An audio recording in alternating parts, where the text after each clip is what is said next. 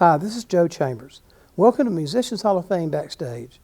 Today's clip is part 2 of a 3-part interview we did with Kenny Passarelli and James William Guercio. Hope you like it. If you do, be sure to hit like, subscribe, and the notification bell so you don't miss any of our new content.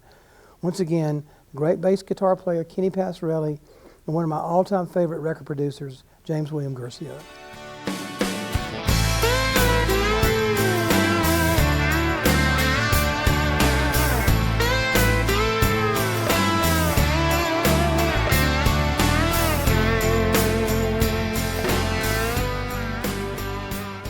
Welcome back to Musicians Hall of Fame Backstage with our guest today, Kenny Passarelli and James William Guercio.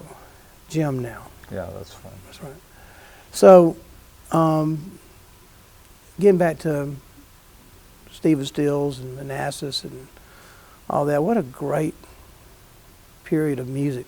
You know what, working with Stephen up at Caribou Ranch, because when I got the gig to work with him, I stayed in he lived in Rawlinsville, which is outside of, not too far from where Caribou was. And so it was like a dream come true to live in his guest house and be really part of the creative process, you know, writing, being in the studio with him, watching the whole process with Stephen. Stephen's an amazing, brilliant guy.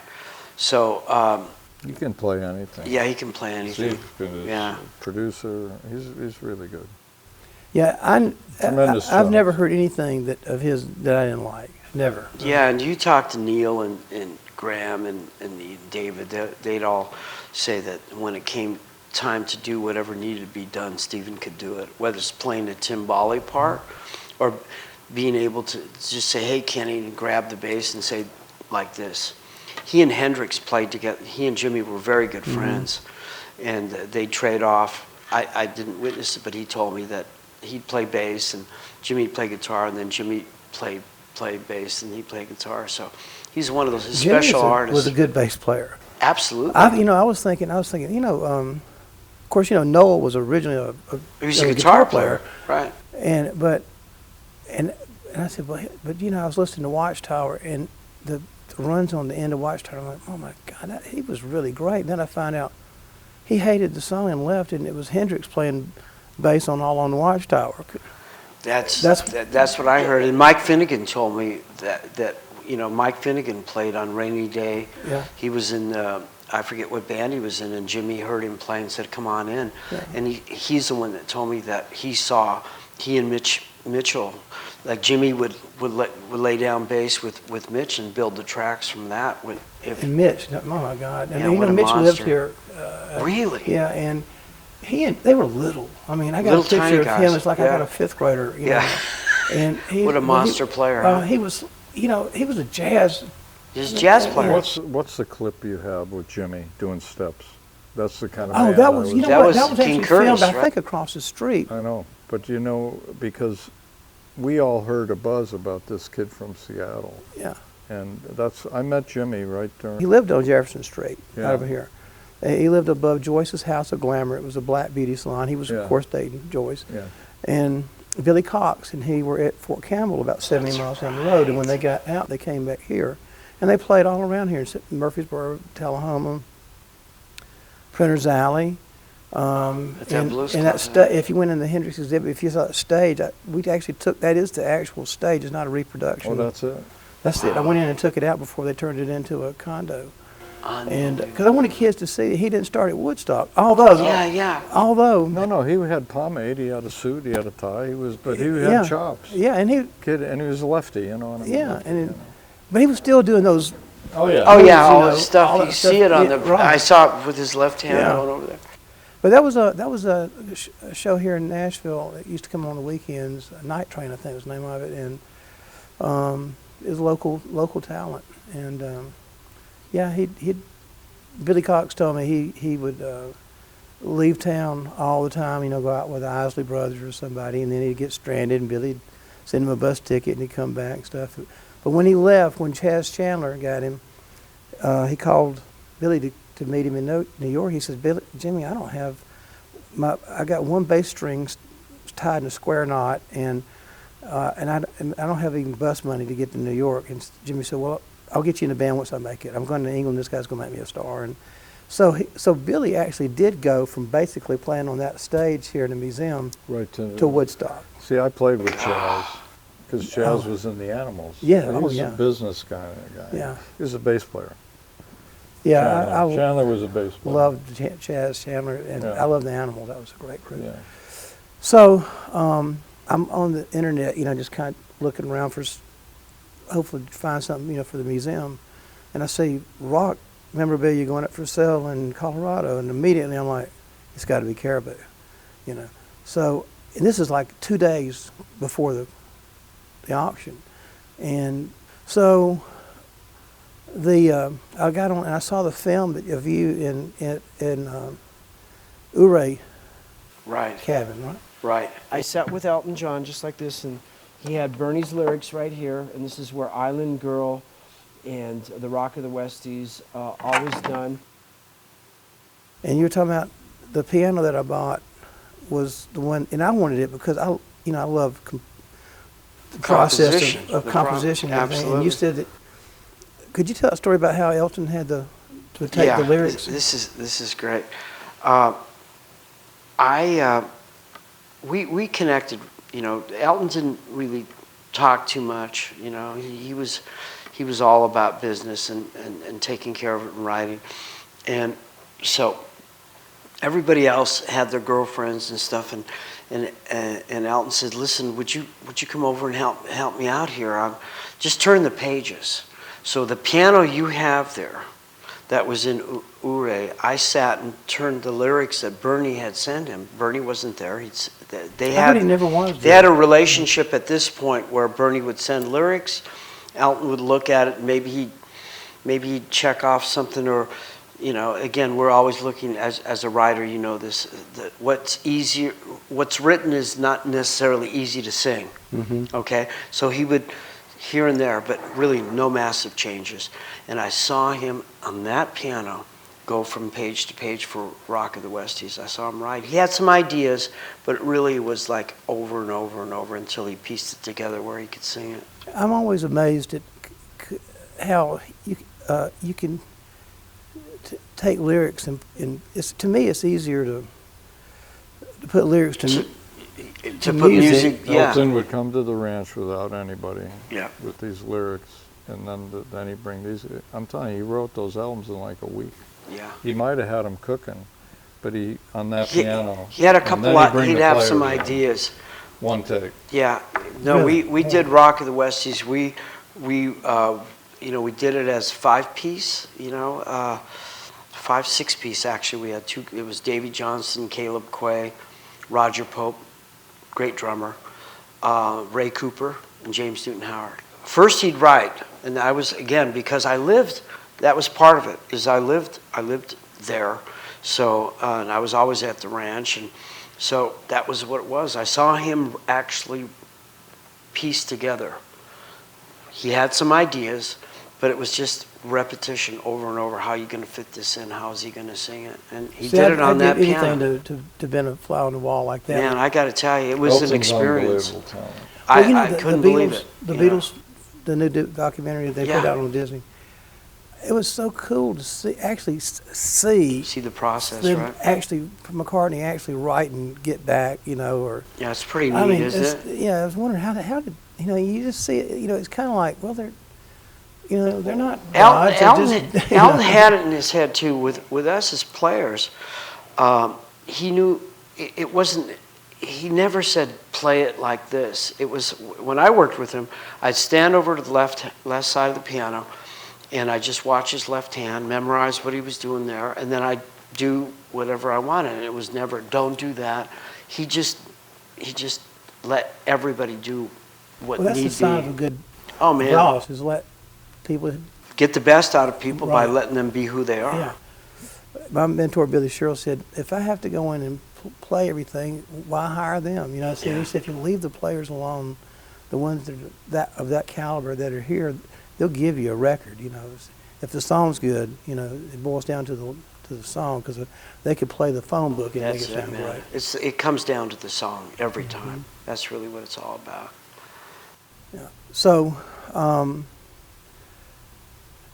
I was walking James PANKOW through, and we get to those pianos, and he goes, "Oh God," he goes, "You know, Elton loved our horn section," and he said he asked me to write the horns to this song, and I did, and I turned it in gave it to him, and the producer said, "I don't really know if I want Chicago's horn section. I want more of a Tower Power type, more brass, you know, it's not sax." And he said, "Okay, whatever, you know." And so I think they may have added another lower, you know, another brass instrument to it, like a tuba or something, I don't know. And he said, so the song comes out and it's "Don't Let the Sun Go Down on Me." So James wrote, a whole arrangement. I mean, yeah, and he said, they left me off the record. And he said, That's a great story. I had no idea. if you listen to the horn, so it You sounds, kind of knew, it right? sounds Because like they cut it. Chicago. They cut it at Caribou. Don't Yeah. Let the Sun. And that's what he said. He said, Yeah. yeah, so that's how that happened. That's He said, I really didn't cool. want to get paid, but I did kind of, once it, You wanted the credit. you know, at least get, you know, a bump, you know. You deserve the credit. Sure. I mean, but it does sound like Chicago horns, you know, well, he's just got such a style. But I don't think did he like that song? Who? No, the song he didn't like is "Don't Go Breaking My Heart." He and Bernie, we cut that. We couldn't come back to Caribou because of tax reasons You for did that Elton. in Canada. We did it at Gordon Lightfoot's studio in Toronto. We did the Blue Moves record, which I'm really happy Well, to wasn't be Kiki on. was at the ranch with David? Kiki was dating Davey at the Yeah. time. She was at I the love ranch. Kiki. Elton and Bernie it didn't go on the Blue Moves record because the Blue Moves record was Elton and his manager John were breaking up. Bernie and his wife. It was one of those, a lot of sad lyrics. But we cut "Don't Go Breaking My Heart" at the same time. Elton had this idea. Bernie was in Barbados. I'll never forget. He faxed him lyrics, and we did that in Toronto. But they didn't like the song, even though it was the biggest hit. As far as airplay goes, bigger than any other thing. Massive hit. So another one of my all-time favorite, and again, just everything, talent, musicianship, vocals, but songwriting. Hall & Oates, man, God knows. I mean, just... Oh, Daryl, to me, one of the best white soul singers I've ever worked with. I mean, John's expertise was putting together background vocals. He was a lot of people don't know that. They think, well, who's the little guy with the mustache? What's his? Well, he's a guitar player and he's really a picker. He was kind of a traditional, like, acoustic. When they started out, Daryl played mandolin and John played fingerpicking style at Temple University. That's where they started. And then later they went into this Philly sound. But Daryl, monster singer. And I brought the Elton John band to work with after Elton broke the band up in '76. I got a call from Tommy Mottola. The bass player had quit Hall & Oates, and they had a #1 single called "Rich Girl."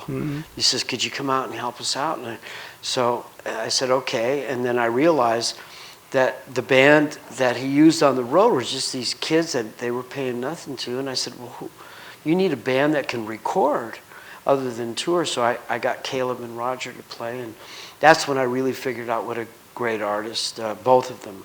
Yeah. But Daryl, what a singer. Yeah, And I did a solo record with him with Robert Fripp produced. Well, he got it honestly because he grew up listening to Motown, and of course he was a huge Gamble Huff. Gamble Huff and the whole Temptations. They were all. He was. And he ended up working with. Didn't he work with the Temps? Or the Temps did a record with Hall & Oates at the Apollo. But he went out. He got to hang out with, as a young kid, with one of the ones that was there at Sigma. I can't remember what group it was, but he said, I got to live my fantasy because I got to actually hang out with those guys. He really learned a lot from that whole experience in Philly, he's because they were real. going to school in Philadelphia. Yeah. They were at Temple. Yeah, He's on a solo tour right now. We were going to see John. Yeah, John. Just John lives here, Right. and I got a hold of him, and he says, "Man, I'm sorry, I'm doing a session in Jamaica right now."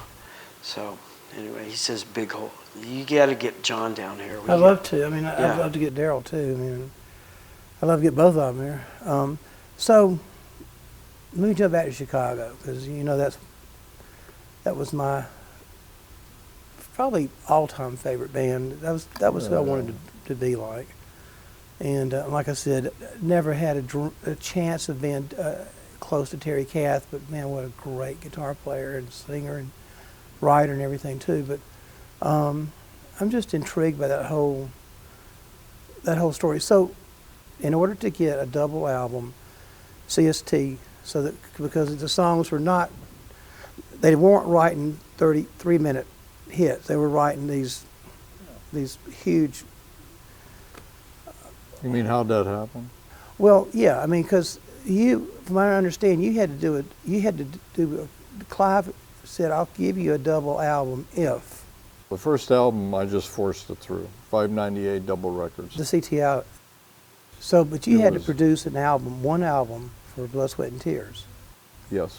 In It was order- a real, well, the reason for that was called the Buckinghams. Al and I were friends. They had the Blues Project. I fly to New York to meet, he says, and as Steve Katz will tell you, because Steve was a guitar player. Mhm. They had no singer. And Al said, "Did you write all those charts on the Bible? What did you?" I said, "Well, I was interested in bringing Stravinsky to the radio." Okay, so he heard it's called Time and Charges, and Sid Bernstein comes over because he's the manager of the, and he says, "Well, you can't do this." I'm in Al's little apartment in the Village, and Bernstein said, "You can't take this to Columbia." I said, "I just signed a contract. I got to go take it to." He says, "No, Blood, Sweat, and Tears is going on Atlantic," and that was the end of them. I said, "Al, no problem. I'll help you any way you want." And so the first, and then for whatever reason, John Simon, who was a really nice guy, staff producer at Columbia, did Child's as the father of the man. Yeah. Right, the first BS. So then the group breaks up. And Al and I were friends, so Al wanted me to do the first album. It didn't work out then, anyway. And I was managing, I started a management company. We had the Buckinghams. And I had a group called the Firesign Theater. These four comedy guys. group. With Howard Hesseman. This is, you want to know where Blood, Sweat, and Tears came from? From Bennett Glotzer following me around that party. And Janice was there. And Jim Morrison was there, Howard Hesseman, the Firesign Theater, and a folk singer named Mark Spolstra. And that's how Blood, Sweat, and Tears. I said, I've got a horn band. I'm doing this group. To I'm Chicago. not. But Al, you were going to do it for Al, and I said, yeah, but Bernstein didn't want me to Columbia. You know. Anyway, that's where Blood, Sweat, and Tears came from. And they didn't And have I- a singer, right? No, Because I Al had- Cooper I was kept- gone. and he says it's unlimited, and that's when I met Lucy. She's a model in New York, and I said, wait a minute, how many tickets do I get to go to New York? You know, and I was really tough on those guys, but he said it's unlimited. I'll pay you. You got it, please. You know, Bennett Glotzer ended up managing him, and Steve Katz's brother was his partner. How did you find David Clayton Bobby Thomas? found him. We went down to the bottom, and we went down to the Village to a club, and he was a three-piece Canadian group. He had a three-piece group, and that's how we got David. I went into that conference room, and I had a big fight with all the suits. Clive was not running. Clive was in business affairs, and that might have been where we bonded, because I walked in the room, and I'll never forget Eddie Matthews said, "You've destroyed our group. We don't know what this is. You've destroyed one of the biggest groups we could have had called it's not rock, it's not jazz, it's not and that's when I stood up in the damn conference room and I said, there's 3 number 1s on here. And then they canceled believe me, Bobby worked those halls and we started with 5,000. That's all they printed. I mean, these guys dressed me down and I stood up and said, there's at least 3 number 1s on this son of a, oh, I know what I did. I said, how many in this room have played in a band? This is all suits. Right. Okay. How many have ever written a song? Right. No hands. how many have been in a studio and recorded a song? I said, then shut the f. This is, you know. I'm gonna tell you what. And that was it for me, and that was it for me. And but Clive respected me, and then it became a huge hit. But anyway, when Blood, Sweat, and Tears came out, Bobby was there every day. That thing didn't happen. That thing built. And it was building, and I'm right there trying to do, it hadn't really hit yet. It hadn't really happened yet, and they canceled all so I had to jam it through. And then, let me tell you, Chicago, it didn't happen for years. We went to England and we had I'm a Man was a hit off that album. We had no hits till I started chopping everything up 2 years later. Right, and and that's so good. James, tell me about he. Jim, they were upset. Yeah, the band never forgave me. Yeah. But Clive called me and he said, if you don't cut these things to under 3 minutes, we've got an underground. I mean. So we defied nature. I mean, I'm telling you, they didn't press records. But the editing that you did on it was unbelievable. Oh, it drove it. The band never forgave me. Well, I think Terry would go, hey, pretty good job. You know? Well, Terry and I were talking. He'd go, Girk, how'd you do that? I said, we got to be on the radio, guys.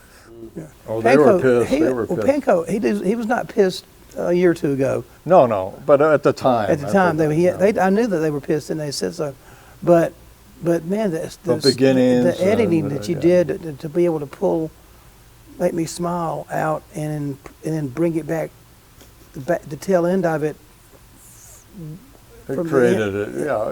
Well, I love Jimmy's work. I was very respectful of what he had done, and I tried to keep the thematic. So I tried to pull the hooks out. Yeah, and pulling out "Color My World," that was a no-brainer, wasn't it? I mean, that was. I got to tell you, well, it should have been long. You know, it was a real short movement, and I extended it a little. "The Color My World" was a very short piece of music. It became the prom dance. Yeah. I got to tell you, you want to know who? They're all talented. That was the first. I told James. I said, I was playing at Opryland Hotel. We're going to take a break in a second. I was playing at Opryland Hotel in my band. We had the house gig there. And I look out in the audience at a booth like this, and my wife was sitting there with her. She was managing a doctor's office, and I didn't play on "Color My World," so I got up, went down, and that was the song I asked my wife to dance to the first time I met her. Was that? Hey, we're gonna take a break. We'll be right back.